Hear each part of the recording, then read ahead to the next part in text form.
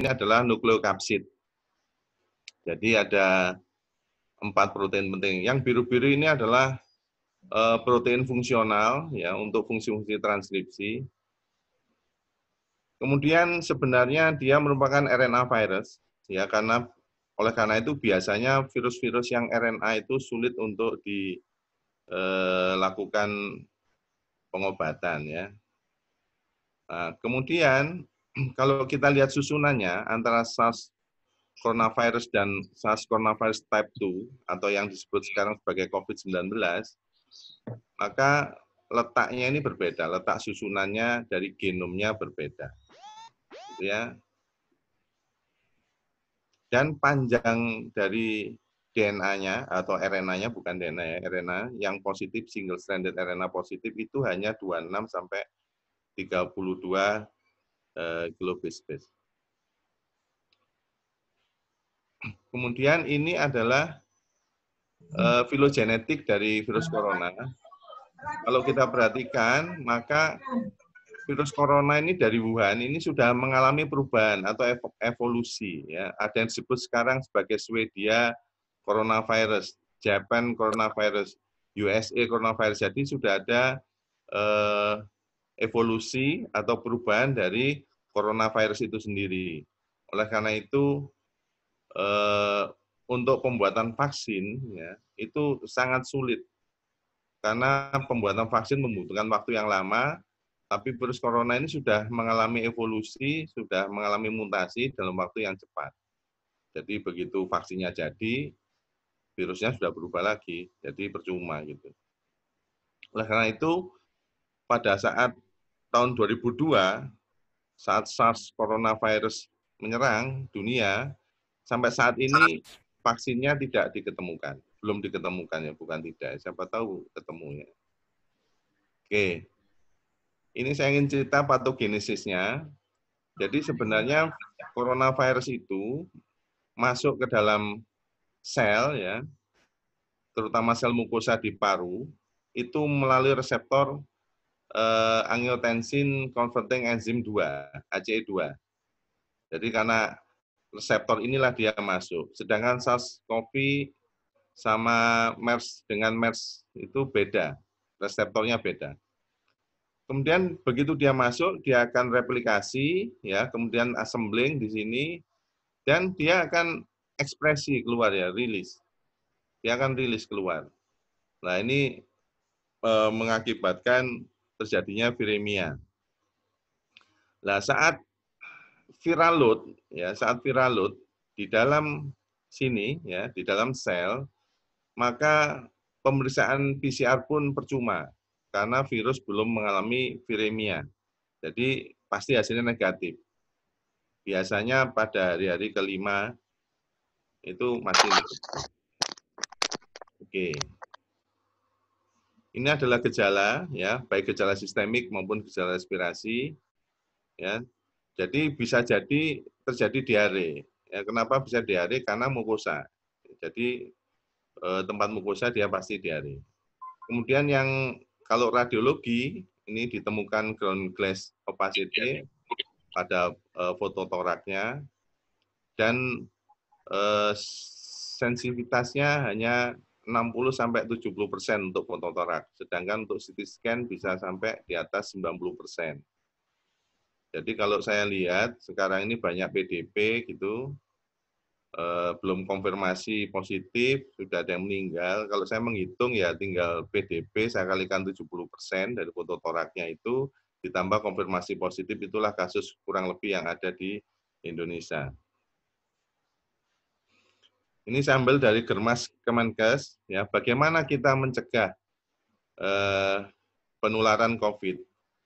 Kalau kita lihat, yang pertama adalah mencuci tangan lebih sering, kemudian olahraga, menutup saat bersin, istirahat cukup, tidak merokok, ya, kemudian stay at home, kemudian desinfektan, ya, segera mandi begitu masuk rumah, ya, kemudian pakai masker. Intinya yang ingin saya jelaskan di sini adalah tindakan pencegahan di mana tindakan di situ dapat meningkatkan imunitas atau kekebalan. yaitu konsumsi gizi seimbang, tidak merokok, suplemen vitamin, kemudian istirahat cukup, aktivitas fisik atau senam ringan. Istirahat cukup ini tujuannya supaya tidak stres, gitu kan.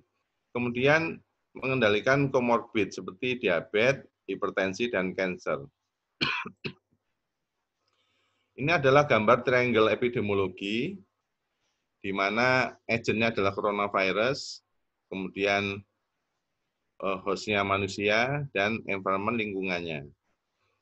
Kalau kita hubungkan antara agent dengan host, ini adalah faktor imunologi.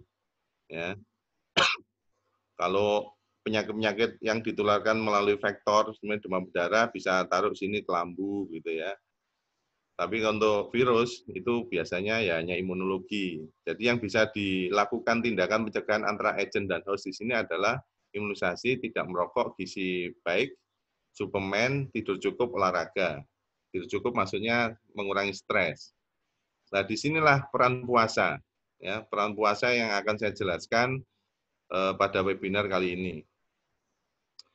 Kemudian untuk environment ke agent perlu dilakukan desinfeksi lingkungan dan ventilasi penjauhan rumah cukup, ya agar virus itu cepat mati. Ya.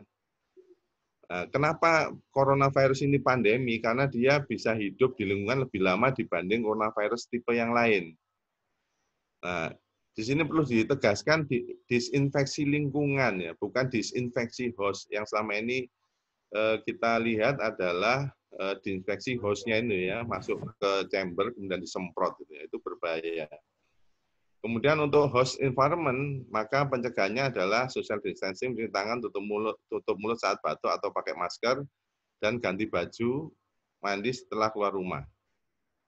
Oke ya, jadi fokus kita nanti di sini ya, di host agent. Oke, saya menukil ayat Quran berkaitan dengan puasa, ya. Surat Al-Baqarah 183.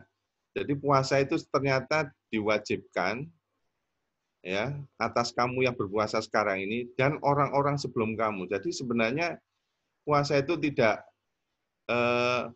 miliknya umatnya Nabi Muhammad ya. Umat sebelum-sebelumnya juga ada puasa, meskipun mungkin caranya berbeda. Kemudian ya pada ayat 184 itu ada firman yang berbunyi dan berpuasa lebih baik bagimu jika kamu mengetahui. Jadi puasa itu lebih baik jika kamu mengetahui. Lah ini apa yang harus kita ketahui? Ini akan saya jelaskan pada hari ini. Jadi prinsipnya puasa itu ditinggalkan jika sakit dan perjalanan atau lelah ya berdasarkan ayat ini. Jadi kalau kita sakit puasa terus tidak jadi sehat, tidak seperti itu ya. Ini hanya untuk yang mampu. Jadi puasa itu bagi yang mampu. Oke. Sekarang bulan Ramadan ya. Kegiatan kita adalah puasa ya, bagi umat Islam adalah puasa, fasting dan ibadah meningkat ya. Salat meningkat, baca Quran meningkat gitu ya. Untuk fasting ya, nanti saya akan menjelaskan salah satu teori yaitu autofagi yang fungsinya untuk cell recycle. Ya, sedangkan untuk ibadah yang meningkat ya sholat tarawih, tahajud dan seterusnya itu, maka ada dua teori yang bisa digunakan yaitu psikoneuroimunologi dan teori tentang sekresi serotonin. Itu ya, di mana keduanya ini sebagai imunomodulator dan serotonin ini fungsinya banyak ya. Salah satunya adalah untuk homeostasis. Saya jelaskan secara singkat psikoneuroimunologi karena bahasan kita terutama bukan di situ ya. Jadi psikoneuroimunologi banyak teorinya, tapi yang sering digunakan adalah HPA axis. Apa itu HPA axis ini HPA axis? H-nya itu hipotalamus, kemudian A-nya itu anterior pituitary ya. Pituitary anterior P-nya, kemudian A-nya adalah korteks adrenal. Jadi hipotalamus mengeluarkan CRH, kemudian pituitary mengeluarkan ACTH, adrenal kemudian dirangsang untuk mengeluarkan kortisol. Nah, kortisol inilah yang berperan sebagai imunomodulator. Jadi kalau pada masa kecil dia stres ya, maka dia akan mengaktifkan ini ya, terutama kortisolnya ini ya, dia akan menghambat NF-kappa B ya, sehingga akan memicu makrofag itu ya, sehingga terjadi proses inflamasi di sini. Ya itu kalau sejak kecil stres ya seperti ini ya. Itu prinsipnya seperti itu. Jadi HP aktif. Oke. Kemudian tentang serotonin. Serotonin itu ada 2 jenis ya, yaitu jenis perifer dan jenis sentral. Kalau efeknya sentral, keluarnya pas di sini sentral, maka efeknya kurang bagus ya. Depresi, agresi, dan seterusnya. Sedangkan kalau efek perifer bagus, ada homeostasis, cell regeneration, heart function, dan ini yang penting ya, immunomodulation. Jadi kalau kita ibadahnya bagus, serotoninnya sekresi, maka yang keluar adalah efek periferal ini. Jadi pada bulan Ramadan itu akan meningkatkan ini semua. Kemudian fasting atau puasa. Ya ini bahasan kita hari ini. Jadi sebenarnya fasting ya atau intermittent fasting itu banyak jenisnya ya. Yang pertama adalah ini yang mengeluarkan adalah orang-orang Eropa ya. Jadi ada makan 1 hari sekali. Jadi sehari hanya makan sekali saja. Jadi kalau 24 jam dia makan sekali berarti 24 jam dia fasting. Ya, makanya kalau pagi hari itu ada istilah breakfast, itu artinya pada saat malam, jam 7 malam makan itu ya, jam 7 malam makan, kemudian tidur itu sampai bangun pagi lagi itu disebut fasting. Sehingga saat makan pagi disebut breakfast. Kemudian metode dalam 1 minggu itu 52. 52 ini kayak puasa sunnah. Ya. Jadi makannya itu makannya 5 kali ya, puasanya 2 kali. Ya, puasa Senin Kemis itu ya dalam 1 minggu. Kemudian yang ketiga adalah alternate day fasting ya. Ini seperti puasa Daud. Jadi puasa hari ini puasa, besok enggak, besok lagi puasa. Kemudian ada yang jenis daily time, yaitu restricted feeding, jadi membatasi makan. Nah, ini kayak puasanya kita ya, jadi dibatasi makannya. Ada yang 16 jam itu puasa, 8 jam makan ya. 18 jam puasa, 6 jam makan. Ini dalam sehari. Jadi ada yang 20 jam dia puasa, 4 jam dia untuk makan. Sedangkan puasa Ramadan yang dilakukan oleh umat Islam, itu sahur buka, itu kurang lebih 13 sampai 14 jam. Ya, 13 sampai 14 jam. Nah, menurut teori ya, kapan sih fasting itu bisa menginduksi adanya autofagi? Itu jika puasanya 12 sampai 24 jam. Jadi sampai 24 jam ya. Jadi kalau puasa selama 2 hari berturut-turut ya lebih dari 24 jam itu ya nggak baik. Jadi 12 sampai 24 jam. Sedangkan puasa Ramadan ini 13 sampai 14 jam sehingga masuk di sini ya. Jadi puasa Ramadan kesimpulannya bisa menginduksi autofagi. Oke, ini adalah foto Bapak Yoshinori Ozumi ya. Beliau mendapat Nobel tahun 2016 karena temuannya tentang autofagi. Jadi istilah autofagi ini sebenarnya sudah lama ya, sejak tahun 60. Jadi pada tahun 1950 ini ditemukan lisosom ya. Kemudian diteliti terus ternyata di dalam lisosom ini kok terdapat mitokondria ya, terdapat organel-organel yang lain. Akhirnya ada istilah autofagi. Tapi mekanismenya saat itu belum tahu bagaimana mekanisme autofagi. Apa yang memicu autofagi? Ya, itu belum tahu, hanya tahu kalau ada autofagi. Nah, kemudian Pak Yoshinori ini sejak tahun 90-an ya, tepatnya tahun 1996 sampai 2016, jadi 20 tahun beliau meneliti tentang autofagi sehingga menemukan 15 gen yang mengendalikan ini.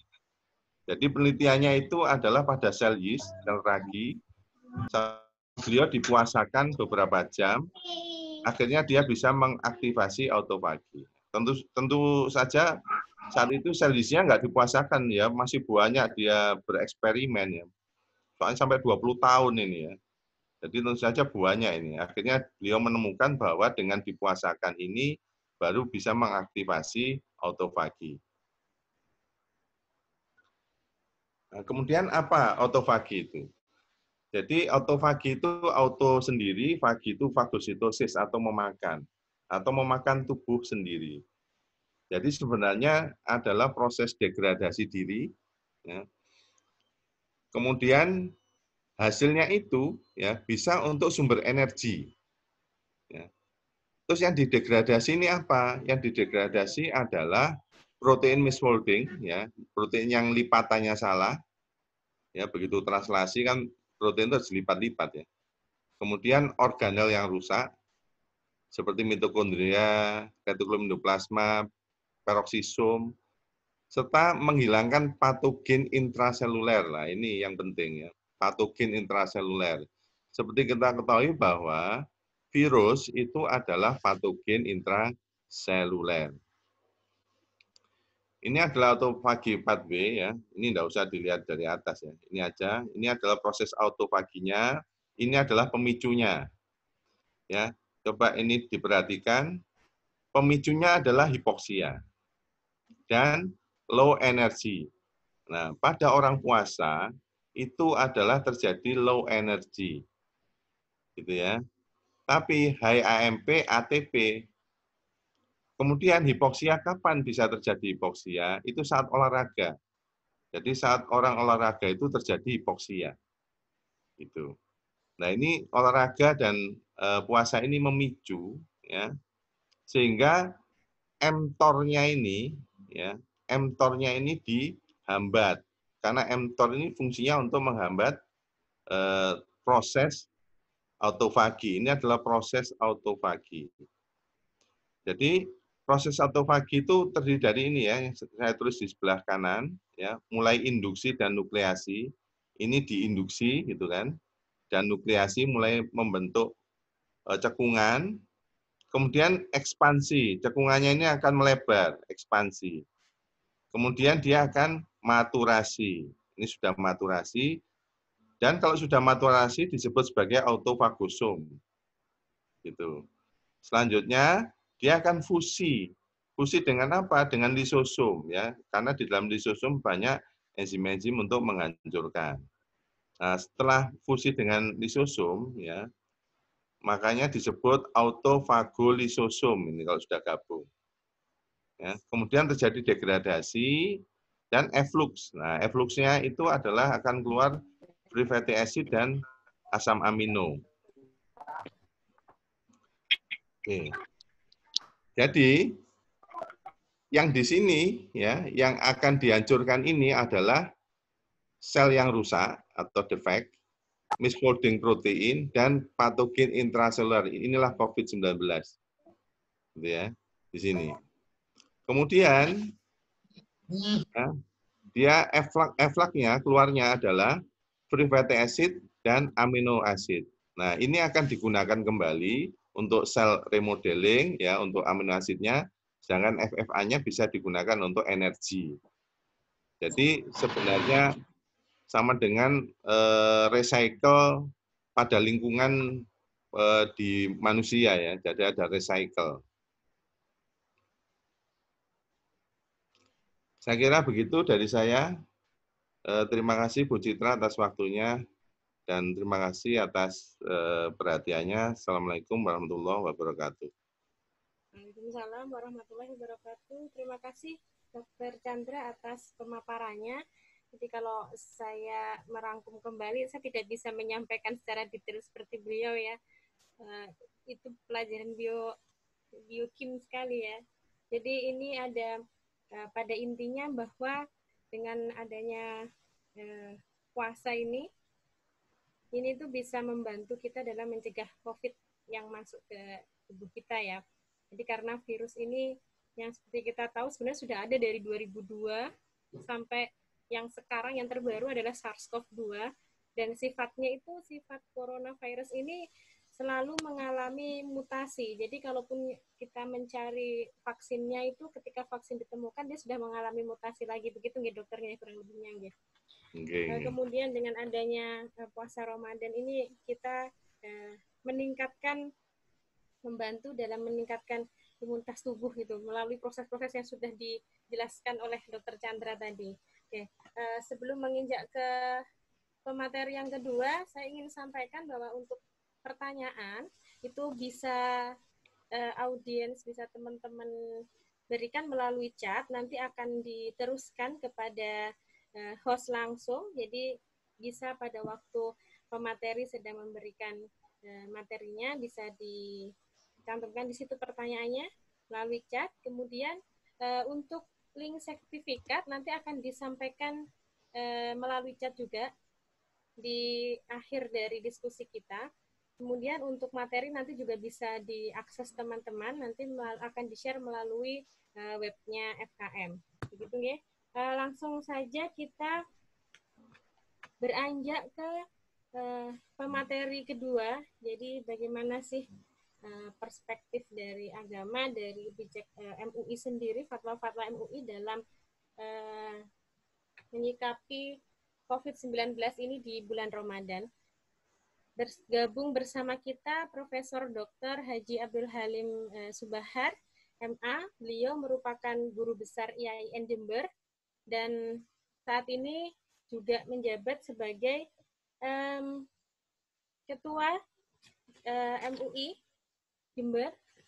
Gitu nggih, Prof. Kemudian kalau saya membaca CV beliau luar biasa sekali ya. Beliau sudah begitu berperan besar dalam kemajuan keilmuan, banyak sekali pengalaman-pengalaman, banyak sekali buku-buku dan yang sudah beliau tulis, kemudian juga banyak sekali publikasi-publikasi ilmiah yang beliau sudah share.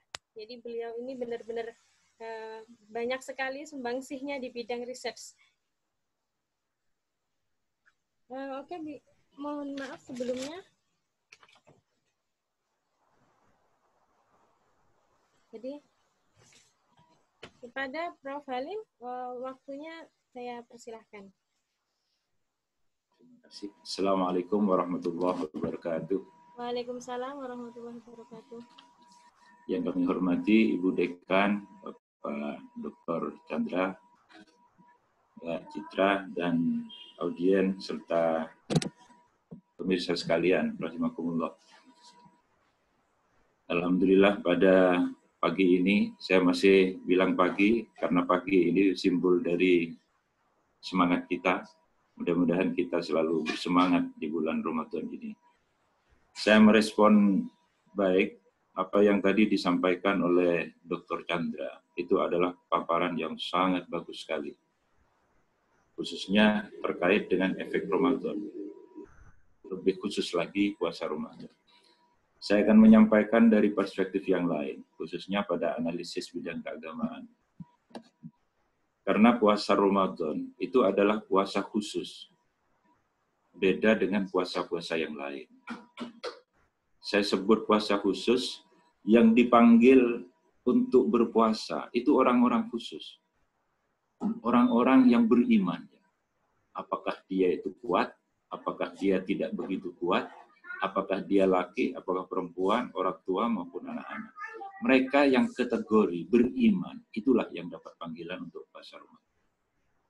Meskipun orangnya kuat, tapi tidak masuk pada kategori beriman, dia tidak dipanggil untuk puasa Ramadan. Ayat Al-Quran yang dimulai dengan istilah Ya ayyuhalladzina amanu, itu hanya sekitar 48 ayat. Jadi ayat-ayat yang dimulai dari itu hanya sekitar 48. Tetapi ayat yang dimulai dari Ya ayyuhan nas, wahai sekalian manusia, itu lebih 250 ayat. Ini saking khususnya ibadah puasa Ramadan. Jadi yang dipanggil untuk melaksanakan ibadah puasa itu orang-orang khusus, orang-orang yang masuk kategori beriman. kepada Allah. Meskipun dia kuat, kalau tidak beriman, dia tidak merasa terpanggil untuk ibadah puasa Ramadan. Karena apa? Dia tidak dipanggil. Nah, oleh karena itu, karena yang dipanggil itu orang-orang khusus, maka kriteria-kriteria yang akan diantarkan orang khusus ini menjadi derajat muttaqin. Nah, oleh karena itu, kalau puasa Ramadan itu harus diniati secara bagus. Man shoma Ramadhana imanan wa ihtisaban ghufira lahu ma taqaddama min dhanbi.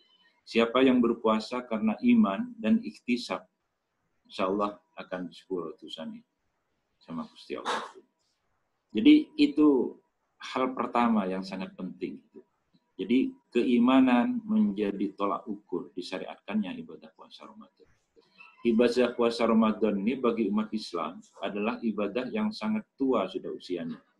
Itu baru disyariatkan khusus puasa Ramadan mulai tahun kedua Hijrah. Jadi Rasulullah itu sudah berpindah dari Makkah ke Madinah. Nah, oleh karena itu, puasa itu akan mengantarkan orang-orang beriman menuju kepada ketakwaannya. La'allakum tattaqun. Nah, oleh karena itu, banyak manfaat. Kalau saya terus terang lebih merespon untuk mengambil nilai-nilai manfaat terkait dengan ibadah puasa Ramadan. Tadi di antara dalilnya sudah disampaikan oleh Dr. Chandra, wa antasumu khairul lakum in kuntum ta'lamun. Jika kamu sekalian berpuasa, maka dengan berpuasa itu akan menjadikan kamu lebih baik. In kuntum ta'lamun. Jika kamu sekalian benar-benar mengetahui. Rasul itu pernah juga jauh, sumu tasihhu.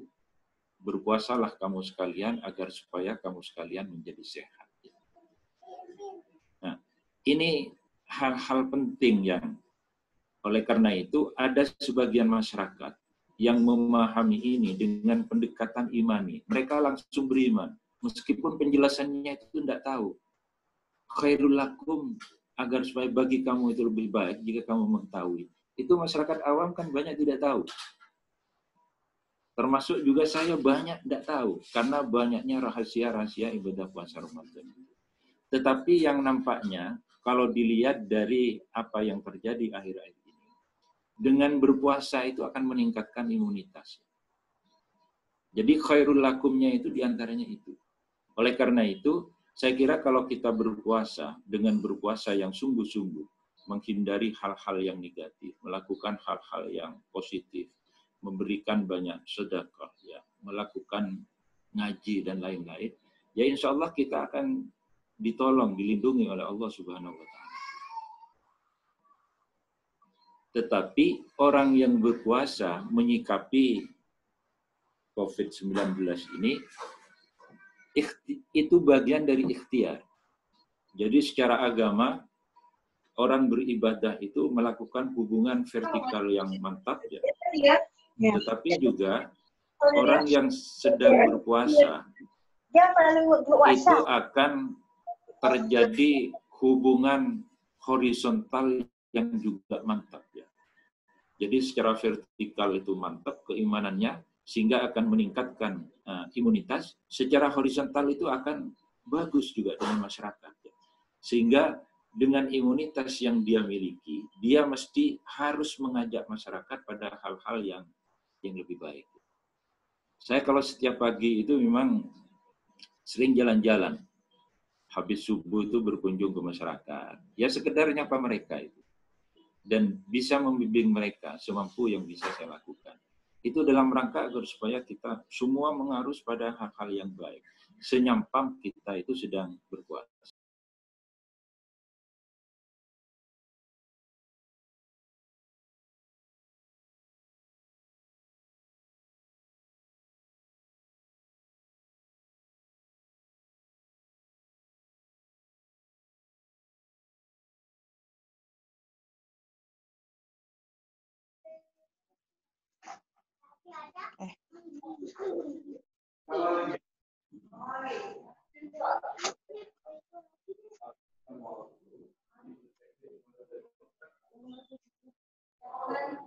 Mohon maaf ya, sepertinya ini koneksinya Prof. Halim terputus.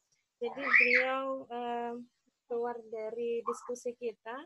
Mungkin teman-teman semuanya yang ingin mengajukan pertanyaan sudah bisa di-share melalui chat. Nanti akan kami bacakan pertanyaannya. Jadi nanti diskusinya. Mohon maaf, ini ada gangguan. Oke, monggo silakan dilanjutkan, Prof. Kami lanjutkan. Jangan lihat di ini Pak, dekat panas.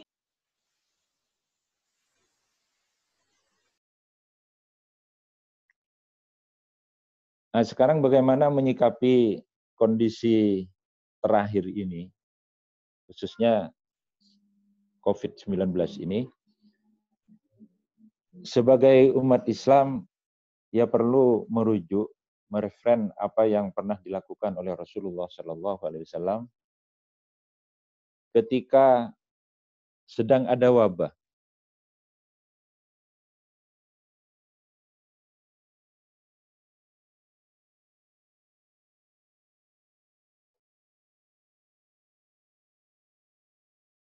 Halo? Oke, Prof. Masih terhubung, Prof. Baik. Ketika Rasulullah itu suatu ketika, beliau bersabda, "Idza sami'tum bitta'un bi ardin falat tadkhuluha."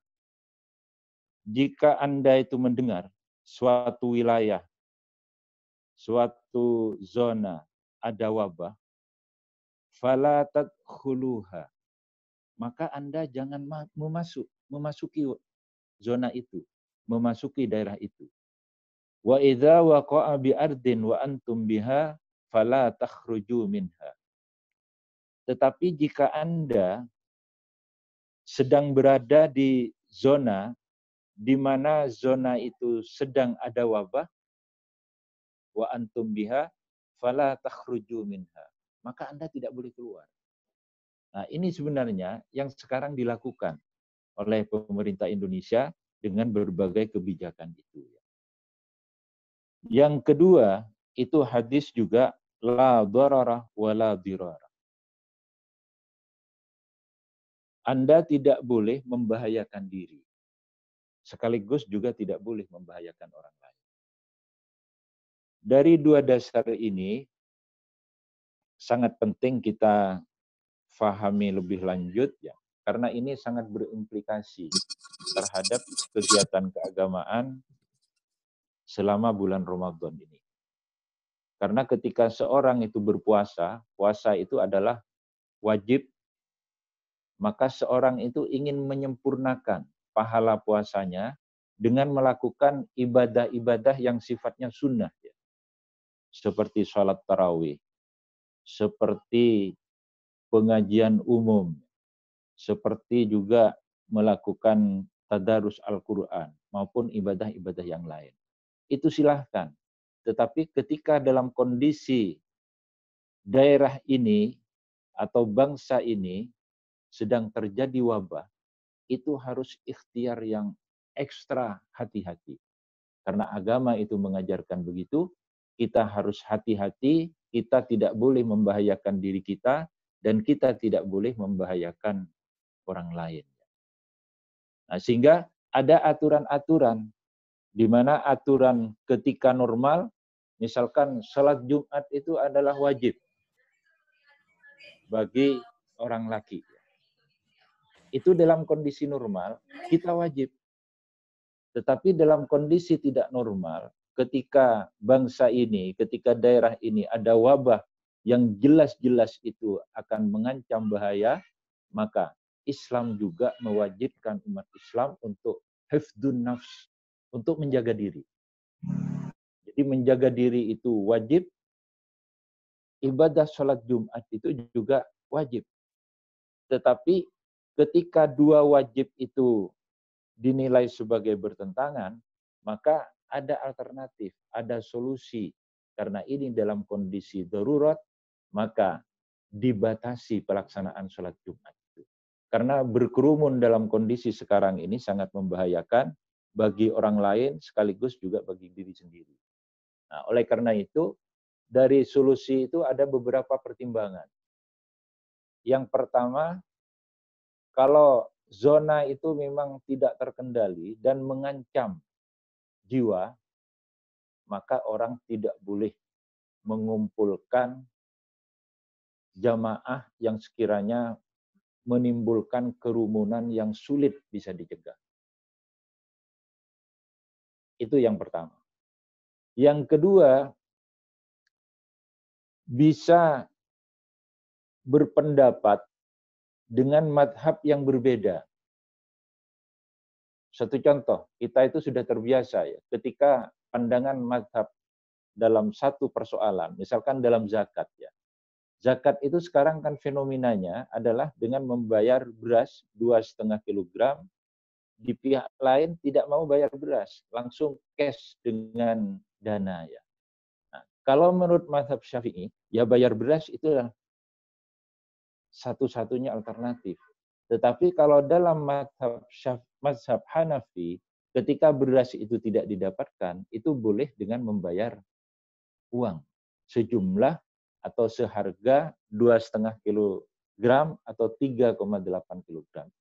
Nah, oleh karena itu, Jumatan juga begitu. Kalau dalam mazhab Syafi'i itu harus 40 orang, dalam mazhab yang lain itu boleh 12 orang, dalam mazhab Hanafi bahkan boleh hanya 4 orang. 3 orang jamaah ditambah 1 orang khatib. Jadi masjid itu bisa tetap menyelenggarakan sholat Jumat, tapi dibatasi.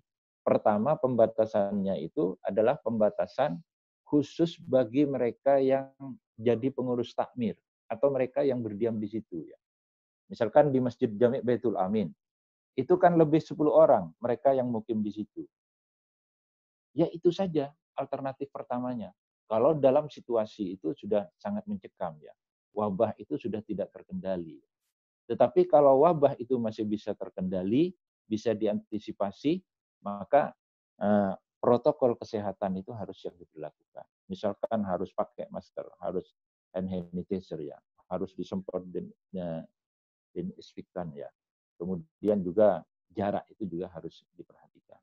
Nah, mereka yang memang sudah masuk kategori tidak sehat harus tegas dilarang itu. Oleh karena itu, masjid yang memiliki alat untuk deteksi kesehatan itu harus melakukan itu. Kalau memang jamaahnya itu bisa mengundang jamaah dari luar. Ya. Tetapi yang paling ideal, yang bisa menyelamatkan, ya masjid itu harus dibatasi pada pengurus takmir itu saja ketika wabah itu sudah tidak terkendali. Jumatan itu 4 orang itu sudah sah. Cuman kita karena terbiasa, seolah-olah tidak enak gitu ya. Padahal itu sah. Jadi itu mungkin hal penting yang ingin kami sampaikan. Mohon maaf kami tidak buat makalah, tapi kami banyak dokumen tentang fatwa Majelis Ulama atau hasil-hasil kajian, baik Majelis Ulama Pusat, Majelis Ulama Provinsi, maupun Majelis Ulama Kabupaten Jember. Semuanya nanti kami share kalau itu memang diperlukan. Itu sementara yang dapat kami sampaikan. Assalamualaikum warahmatullahi wabarakatuh. Waalaikumsalam warahmatullahi wabarakatuh. Kalau bisa sedikit saya rangkum dari apa yang sudah disampaikan oleh Prof. Halim tadi, bahwa pada intinya itu puasa Ramadan ini hanyalah puasa-puasa yang diperuntukkan bagi orang-orang yang beriman gitu. Jadi keimanan kita itu menjadi sebuah tolak ukur di mana kita dalam menjalani ibadah Ramadan. Jadi bukan bagaimana kita menjalaninya, tapi bagaimana keimanan kita dalam menjalani ibadah Ramadan begitu. Nah, kemudian terkait dengan kebijakan-kebijakan yang saat ini sudah diberikan pemerintah, maka dalam menyikapi hal tersebut kita kan sudah dianjurkan bahwa dari hadis sendiri mengatakan bahwa jika memang di suatu wilayah ataupun daerah itu tersebar wabah, maka jangan masuk ke wilayah tersebut. lalu bagaimana dengan orang-orang yang saat ini sedang berada di wilayah yang menjadi pusat wabah, maka dia tidak boleh diperkeluarkan keluar dari wilayah tersebut. Nah, ini juga sudah, jadi kalau kita melihat kebijakan saat ini itu sudah merujuk ke situ ya. Jadi memang seperti melarang mudik dan lain sebagainya. Kemudian untuk ibadah memang di bulan puasa ini kan, di bulan Ramadan ini identik dengan kegiatan-kegiatan yang bukan identik ya, memang semua umat muslim itu saling berbondong-bondong ingin meningkatkan keimanannya dengan meningkatkan ibadahnya, itu dengan melakukan taraweh di masjid, kemudian tadarus Al-Quran. Nah, ini sifatnya ini berkumpul ini. Nah, tapi untuk dalam situasi seperti ini apa yang harus kita lakukan? Maka kita benar-benar harus ikhtiar dengan sangat ekstra dan berhati-hati sekali. Jadi dalam menjalankan ibadah ada alternatif yang bisa kita lakukan selama alternatif tersebut itu bertujuan agar kita tidak, untuk menjaga diri kita agar kita tidak tertular penyakit maupun tidak menularkan penyakit kepada yang lain. Gitu ya. Oke, dua pemateri sudah menyampaikan materinya. Sebentar lagi kita akan masuk ke sesi diskusi. Jadi nanti sesi diskusi ini kita bagi menjadi 2 termin. Sudah ada beberapa pertanyaan yang masuk. Akan kami pilah-pilah pertanyaannya. Sesi pertama nanti akan kita batasi untuk 3 penanya terlebih dahulu. Nanti akan kita lanjutkan ke sesi kedua. Ini sudah ada pertanyaan yang masuk. Yang pertama ditunjukkan kepada Prof. Halim. Terkait dengan perkembangan COVID-19 di Indonesia dan khususnya di Jawa Timur masih cenderung ada penambahan kasus, bagaimana pendapat Prof untuk seluruh umat muslim di Indonesia mengingat kondisi COVID-19 ini masih terus bertambah dan 3 minggu lagi kita akan merayakan Idul Fitri. Bagaimana ibadah sholat Idul Fitri yang sebaiknya dilakukan dan tetap mencegah atau meminimalisir terjadinya penularan. Itu untuk Prof. Halim. Kemudian ini juga ada pertanyaan untuk Dr. Chandra.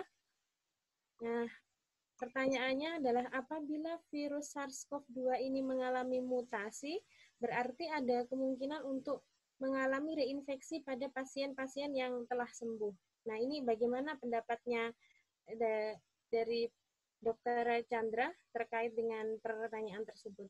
Mungkin bisa ditanggapi terlebih dahulu kepada Prof. Halim, saya persilahkan.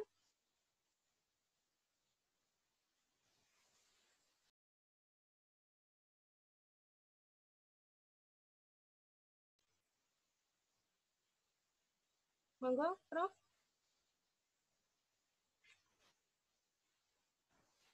Halo. Oke, silakan Prof. Untuk pertanyaan pertama tadi. Baik. Kaitannya dengan fatwa MUI ya. Baik MUI pusat dan MUI provinsi itu mengikuti, sekaligus juga MUI Jember. Itu sebenarnya MUI terkait dengan pelaksanaan ibadah sangat terkait dengan data real yang dilakukan oleh pemerintah terkait dengan penyebaran ini, virus ini. Kalau dalam suatu daerah, misalkan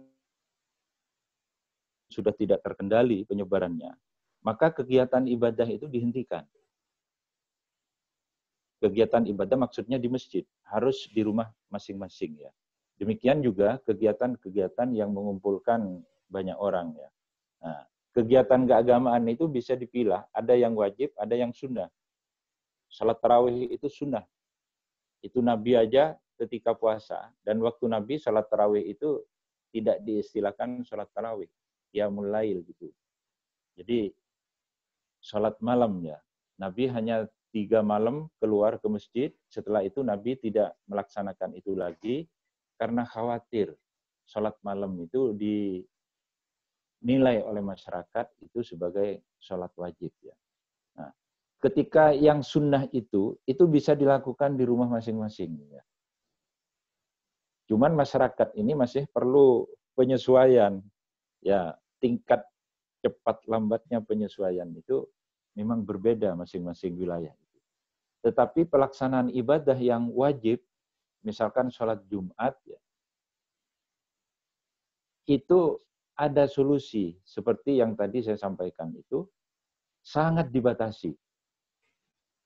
Tetapi kalau misalkan mereka yang punya kewenangan di daerah itu, ya, misalkan bupati atau gubernur, mereka itu melarang pelaksanaan sholat Jumat di masjid ini, sesuai dengan data yang dikemukakan oleh pemerintah.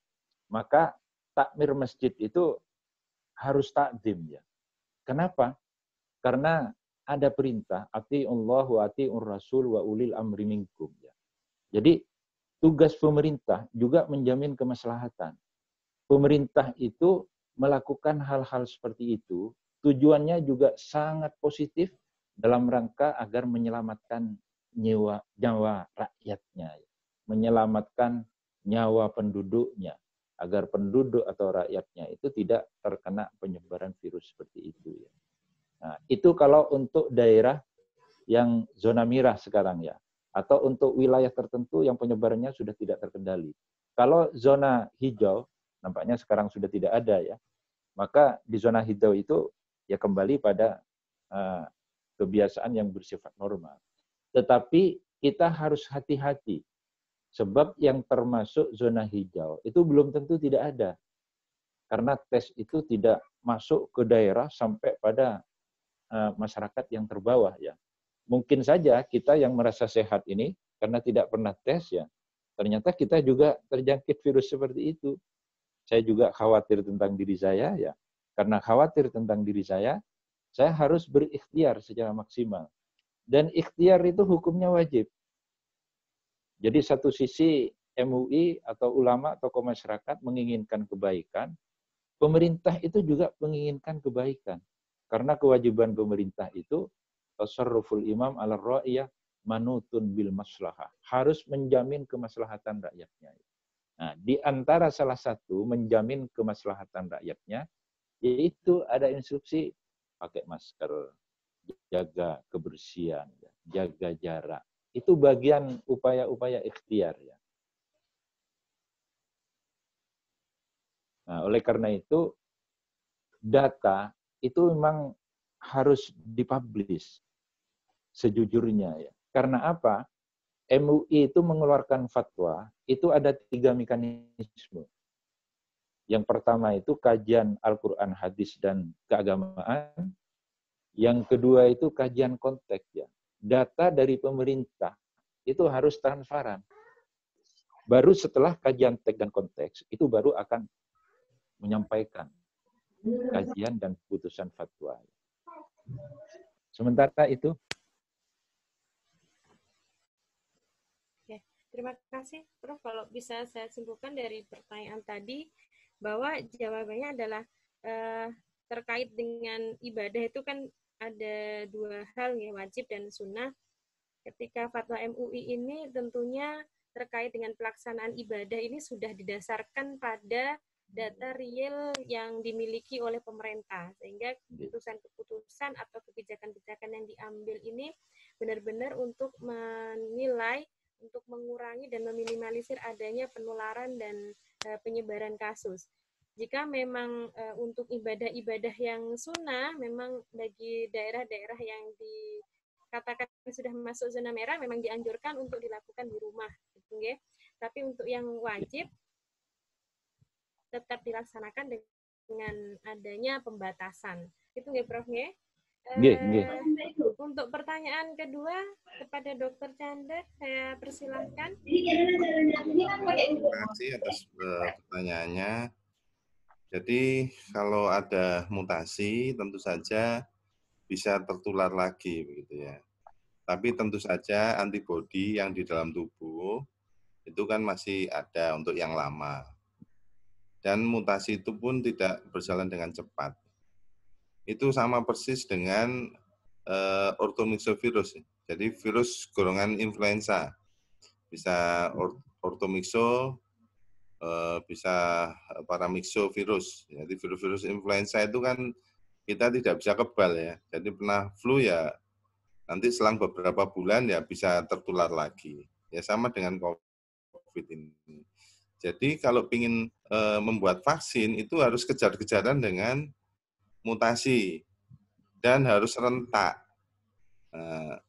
Khawatirnya saya ya kemarin kan pernah ada kasus virus flu burung ya, 5N1. Kemudian vaksinnya dibuat di ITD itu ya. Itu berapa lama membuatnya itu ya? Ternyata ya mungkin sudah H5N1-nya sudah berubah itu H5-nya. Ya. Jadi bisa jadi ya tertular lagi. Memang seperti itu. Makanya yang SARS kemarin yang tahun 2002 itu sampai detik ini nggak bisa dibuat vaksinnya. Saya kira begitu.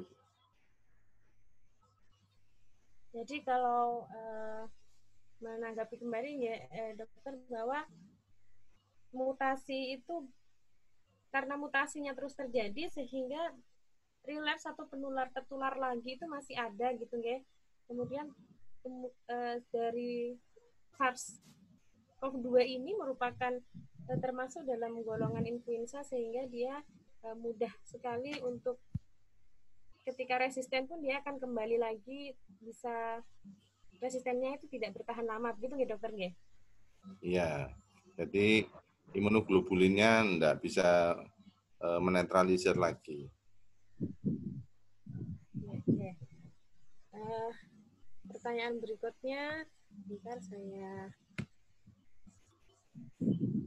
Ini pertanyaan untuk Dokter Chandra lagi mengenai tips-tips khusus untuk para penderita penyakit kronis dalam menjalani puasa karena mereka termasuk kelompok yang rentan COVID. Jadi kalau misalnya tadi sempat kita bahas ya, bahwa COVID itu yang beresiko adalah orang-orang yang usia lanjut dan orang-orang dengan komorbid. Nah ini bagaimana tipsnya itu apa yang bisa kita lakukan untuk orang-orang yang menderita penyakit kronis dalam menghadapi bulan Ramadan ini. Begitu. Jadi prinsipnya stay at home itu artinya dia di rumah dan tidak menerima orang ke rumah. Ya, banyak kejadian ya, salah satu kasus ada di daerah Sumatera begitu. Ya, orang stroke pulang yang jenguk banyak. Sebelumnya dia negatif dan tidak pernah kemana-mana, ternyata jadi positif karena banyak yang jenguk. Ya, dan itu terjadi di beberapa tempat ya, termasuk di Bali itu ya. Di Bali itu terjadi, kemudian di Jember sendiri ya ada kasus amputasi diabetes. Setelah diamputasi kontrol ternyata dia jadi positif, pada orangnya nggak kemana-mana. Nah, ternyata pada saat sakit itu banyak yang jenguk. Jadi prinsipnya itu ya social distancing itu harus dijaga, gitu ya. Kemudian kalau memang tidak kuat ya untuk penyakit kronis memang tidak kuat untuk berpuasa, ya jangan dipaksakan, gitu kan. Karena bisa diganti dengan yang lain, gitu. Jadi kalau saya tips-tipsnya ya sama dengan yang di tindakan pencegahannya di pemerintah itu. Tapi yang saya tekankan di sini itu ya, yang sering lupa itu nerima tamu. Jadi sakit, nerima tamu, ya itu dia dapat positifnya di situ. Saya kira begitu dari saya. Jadi tetap social distancing itu penting ya sebagai upaya pencegahan agar untuk orang-orang itu tidak tertular penyakit COVID-19. Nah ini ada pertanyaan juga untuk Prof. Halim. Nah ini menyikapi kondisi saat ini bahwa masih ada di masyarakat bahkan itu dari pemuka agamanya, misalnya dia memimpin di suatu masjid atau musola itu masih memperbolehkan untuk menjalankan salat taraweh di masjid atau di musola tersebut karena memang di daerah tersebut itu tidak ada penderita COVID. Dalam artian saat ini yang mereka tahu bahwa di situ mungkin kalau saya jabarkan begitu ya Prof, tidak ada penderita COVID-nya. Terus bagaimana sih tindakan kita sendiri? Apakah kita yang tahu misalnya bahwa ketika ini zona merah sudah menyebar ke seluruh Indonesia, maka kita sarankan untuk menjalankan ibadah di rumah atau ya kita jalankan aja ibadah di musola tersebut tidak apa-apa gitu. Mohon jawabannya, Prof. Nah, silahkan.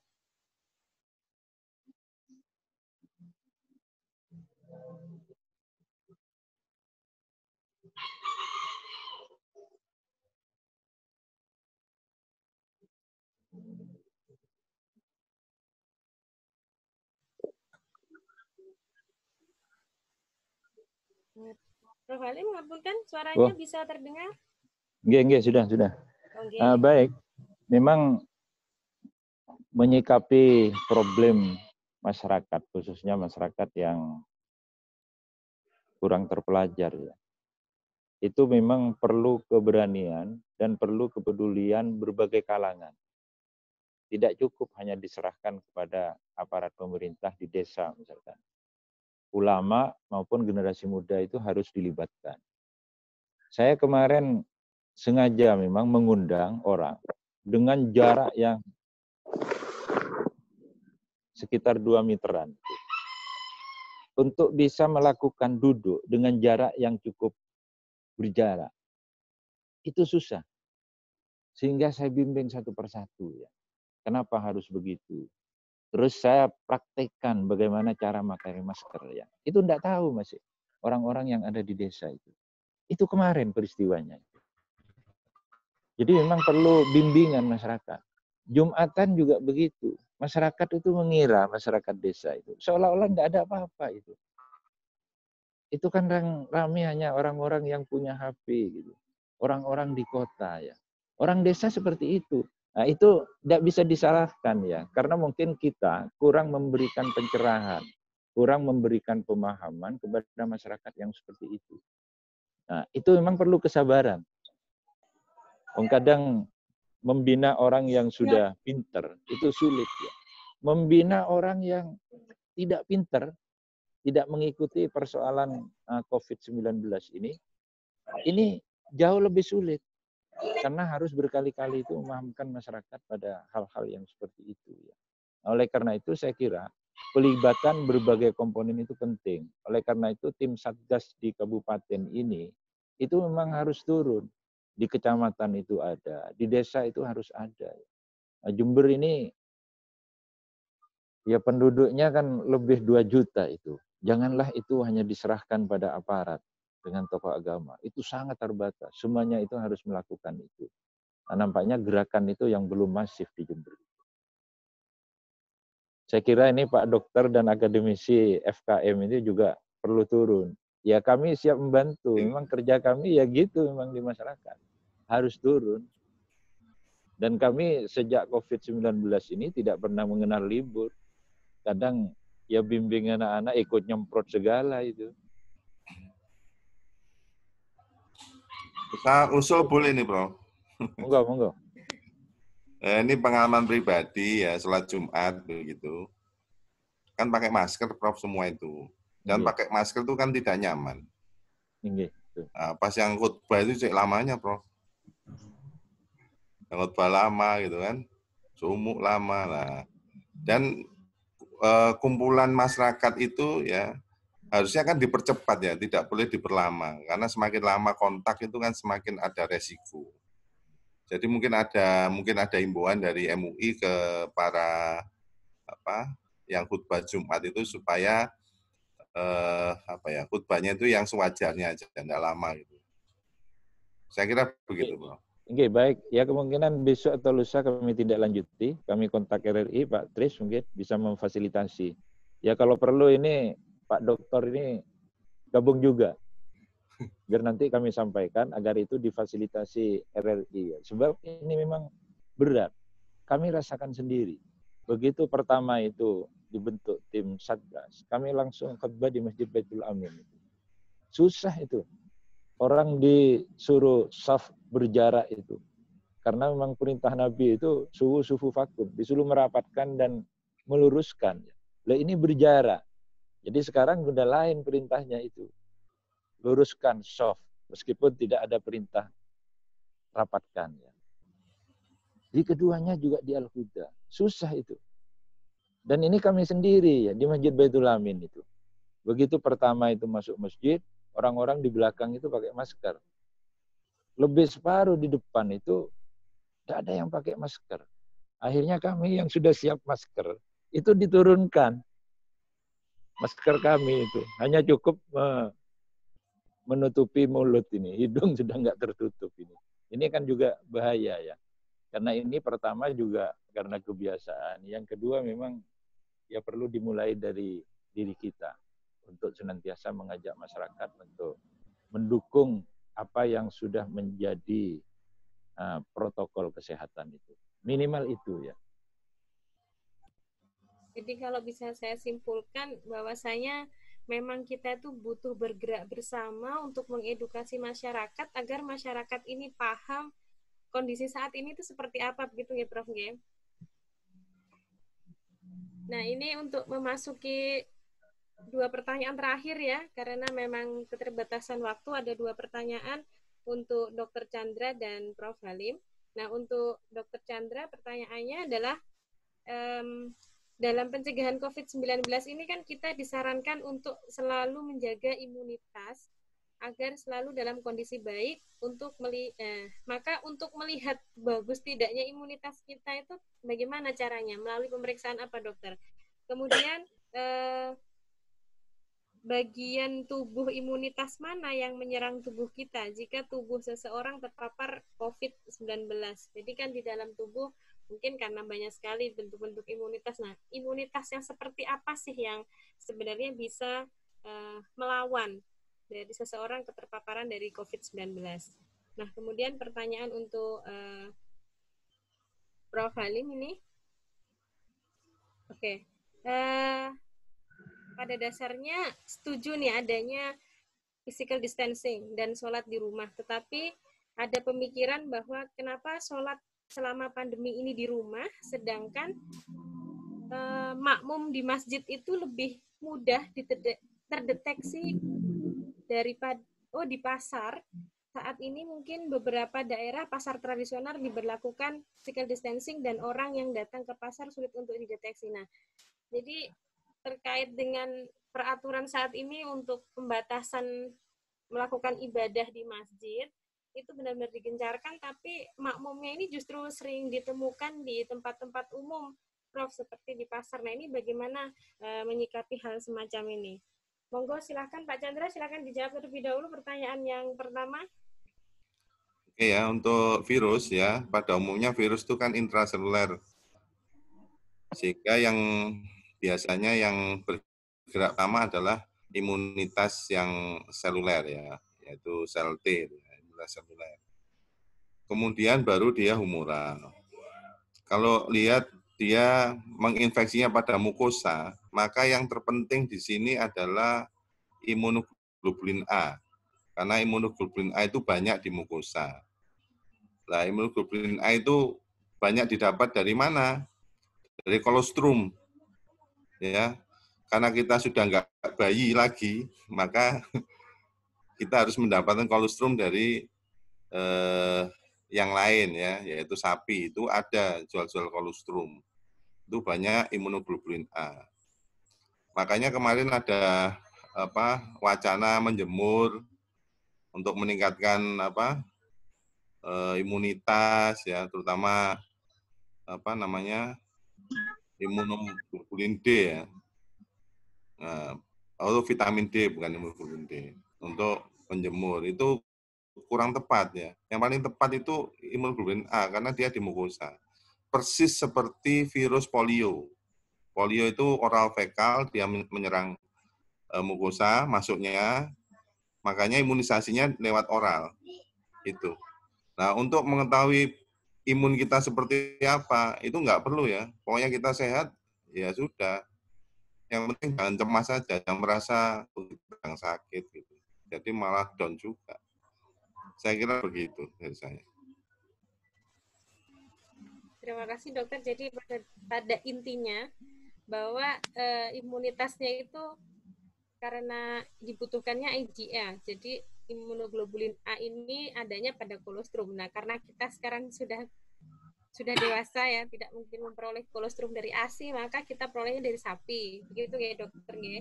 Kemudian kalau mau tahu imunitas kita seperti apa, nah kalau kita sehat ya berarti imunitas kita bagus. Jadi kita tidak perlu tahu ya imunitas kita kondisi seperti apa. Gitu ya dokter. Lanjut ke pertanyaan kedua tadi ditujukan kepada Prof. Ali, monggo Prof. Inge, memang ini sering dipertentangkan ya. Masjid dibatasi, pasar tidak diapa-apakan, tetap ramai. Tapi sebenarnya kalau tim Satgas di Jember itu sudah ada upaya. Yang pertama, belanja online itu. Belanja daging, ikan, sayur itu. Saya survei sampai ke daerah Sumber Baru di sana. Ternyata mereka itu tidak laku ya. Maksimal itu perolehan dari dibuka secara biasa, itu maksimal hanya 20%. Daftarnya itu sudah lengkap di Pemkab dan yang disosialisasi lewat poster-poster itu. Karena masyarakat kita ini kalau beli daging, itu harus pegang-pegang dagingnya, Pak. Beli ikan juga gitu, dilihat sendiri, masih dipencet-pencet gitu ya. Kalau lewat online kan tidak ada kesempatan itu ya. Akhirnya tidak laku yang buka online itu.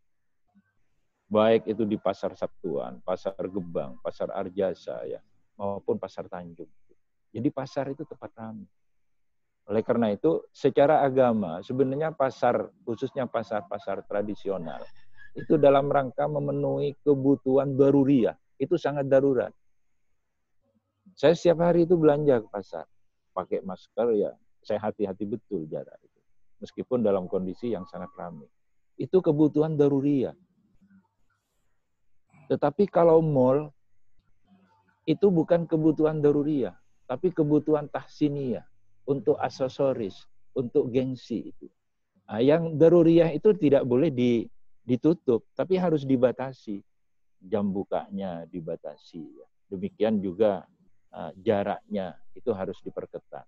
Nah, di awal-awal itu ada pengetatan, tapi sekarang sudah dicul lagi ya. Pasar Tanjung itu Satpol PP mungkin hanya 2 hari itu. Saya lihat. Jadi di selatan itu mobil tidak boleh masuk. Sekarang sudah tidak ada lagi yang jaga. Nah, kurang tahu itu persoalan apa. Saya pikir pemegang kebijakan itu harus komitmen. Jadi kalau masyarakat itu dilarang untuk melakukan itu, ya harus dijaga. Karena menjaga kondisi itu adalah bagian dari kewajiban yang kami sebut itu manutun bil maslahah, menjamin kemaslahatan. Bagaimana agar rakyat itu baik. Karena rakyat sudah bayar pajak.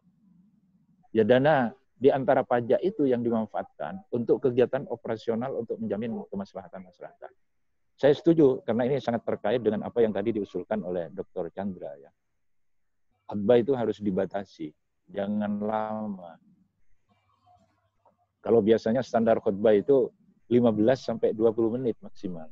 Sekarang ya maksimal kultum itu saja. Atau diselang-selingi, sehari khutbah, sehari kayak kultum, terus berikutnya ya 10 menit lah maksimal. Itu saya kira sudah cukup untuk menyampaikan pesan-pesan ketakwaan. Karena intinya itu, ittaqullah itu. Dan itu bagian dari syarat rukun ya, sahnya khutbah. Saya pikir kalau hal-hal yang mendasar itu sudah dipenuhi, udahlah jangan terlalu ditambah yang sedemikian banyak, yang kadang-kadang juga melantur akhirnya. Mungkin itu sementara. Saya mohon maaf, sinyal ini kurang baik ini.